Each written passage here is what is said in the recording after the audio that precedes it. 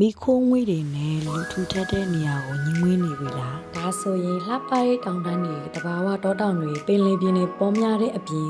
ခရီးသွားတွေလည်းအများအပြားလာရောက်လက်ပလက်ရှိတဲ့နေရာလေးကိုပြောပြချင်ပါတယ်အဲ့ဒါကတော့ကပီအောင်နန်းပါ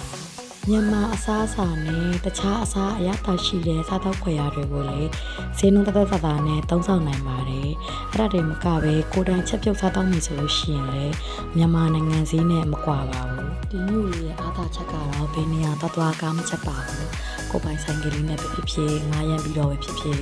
ဘယ်နေရာသွားဆိုင်ကလေးတဝီးဝီးနဲ့ဘယ်မှလမ်းမှာအချိန်မကုန်တော့ဘဲနဲ့အမြန်ရောက်နိုင်ပါတယ်ဘာဝလေးကိုရှူရှိုက်ပြီးတော့မှဆိုင်ကလေးတူဝီးစီရတဲ့ feeling လေးရတော့အလုတ်သွားအလုတ်ပြန်အမောပြေတဲ့အရာလေးပေါ့ဆိုင်ကယ်စီးတာအုတ်ထုတ်ဆောင်မမေးပါနဲ့ပထမဆုံးနေရကတော့ကိုယ့်အတွက် safety ပေါ့ဒုတိယအနေနဲ့ကတော့အဖမ်းဆီးပေါ့နော်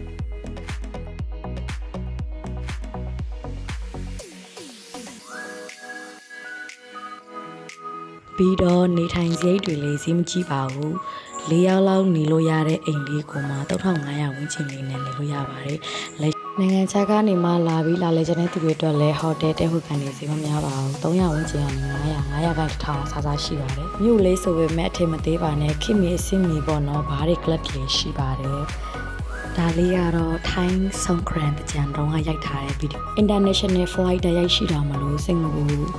မလေးရှားအိုမန်ဒူဘိုင်အကုန်လုံးတရိုက်တီကိုဆင်းလို့ရပါတယ်လေစိတ်မှာလုံးဝမရစ်ပါဘူးကျမတုံးကတော့ကျမရောက်မှတုံးကရောအပြန်လက်မှတ်ရောဟိုတယ်ဘွတ်ကင်တွေရောတခုမှတောင်းမကြည့်ပါဘူးခါရဲတမ်းပြီးတစ်စိတ်တုံးထုပေးပါတယ်